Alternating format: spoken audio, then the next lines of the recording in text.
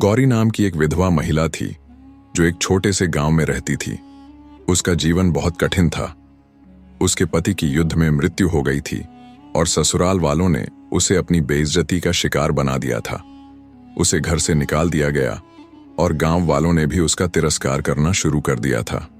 लेकिन गौरी ने कभी हार नहीं मानी। वह दिन रात मेहनत करती थी, घर घर जाकर चूड़ियां बेचती थी, लेकिन उसके दिल में एक गहरी उदासी और अकेलापन था। एक दिन जब गौरी गांव के बाहर एक पुराने मंदिर के पास बैठी थी तो उसने महसूस किया कि उसका जीवन बस एक बोझ बन चुका है। वह अब किसी से उम्मीद नहीं करती थी, बस उसकी चाहत थी कि उसकी दर्द भरी यात्रा खत्म हो जाए। तभी अचानक उसके सामने एक साधु आए जिनकी लंबी जटाएं और शांत चेहरा था। क्या सोच रही हो बेटी? साधु ने मुस्कुराते हुए पूछा।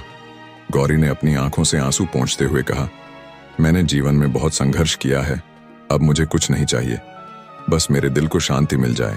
साधु ने उसकी बातों को ध्यान से सुना और फिर कहा, तुम्हारा जीवन महत्वपूर्ण है। तुम्हारे अंदर एक शक्ति है जो शायद तुम खुद भी नहीं जानती। यदि तुम खुद को समझ सको तो जीवन की सारी परेशानियां छोटी लगने लगेंगी। गौरी ने साधु की आंखों में गहरी समझ और करुणा देखी। पहली बार उसे लगा कि कोई है जो उसकी पीड़ा को समझता है।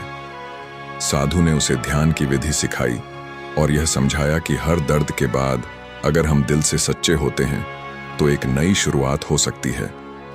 गौरी ने साधु की बातों को ध्यान में रखते हुए अपनी जिंदगी में बदलाव लाना शुरू किया। वह अब ध्यान करने लगी, आत्मचिंतन करने लगी। धीरे धीरे उसकी चूड़ियां और भी सुंदर हो गईं और लोग उन्हें खरीदने आने लगे। उसकी मेहनत रंग लाई, लेकिन अब उसकी आत्मा में शांति थी। समय के साथ गौरी और साधु के बीच एक अनकहा संबंध बन गया था। साधु उसकी आंखों में एक खास आभा देख रहे थे। वह जानते थे कि गौरी ने अपने अंदर एक नया जीवन पाया है, लेकिन साधु का जीवन तो तपस्या और समाज की सेवा का था। उन्होंने कभी इस भावना को समझने की कोशिश नहीं की थी, क्योंकि वह जानते थे कि प्रेम के अलावा भी बहुत कुछ है जो जीवन को अर्थ देता है। लेकिन गौरी की भावनाएं धीरे धीरे सच्चे प्रेम में बदलने लगीं। वह साधु के बिना अपने दिन की कल्पना भी नहीं कर सकती थी।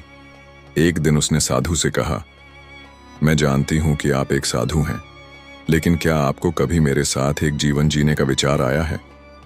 साधु को यह सवाल कुछ अजीब सा लगा, लेकिन उन्होंने बहुत शांतिपूर्वक जवाब दिया, प्रेम केवल एक भावना नहीं है गौरी, यह एक गहरी समझ और त्याग है।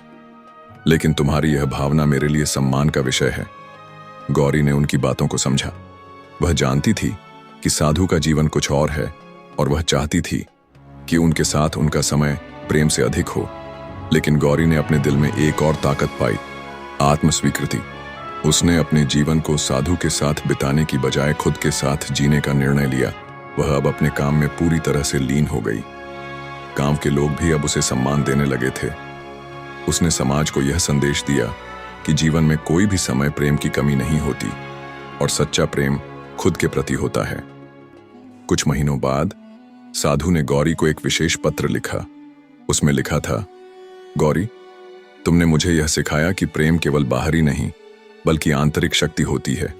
तुम्हारी आत्मा अब वह शांति प्राप्त कर चुकी है जो जीवन के हर संघर्ष से ऊपर है। तुम अब खुद में सशक्त हो और यही सच्चा प्रेम है।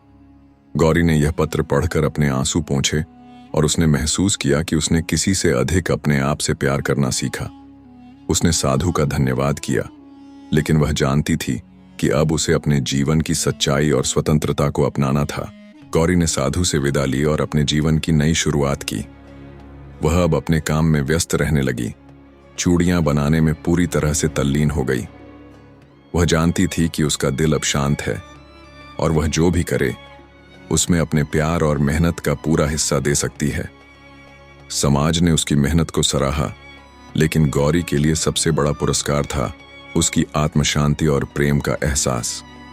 उसने खुद को और अपने जीवन को सच्चे प्रेम से जोड़ा और अब वह पूरी दुनिया को यह सिखाना चाहती थी कि सच्चा प्यार खुद से होता है और जब हम खुद से प्यार करते हैं तो दुनिया की सारी परेशानियां हल हो जाती हैं।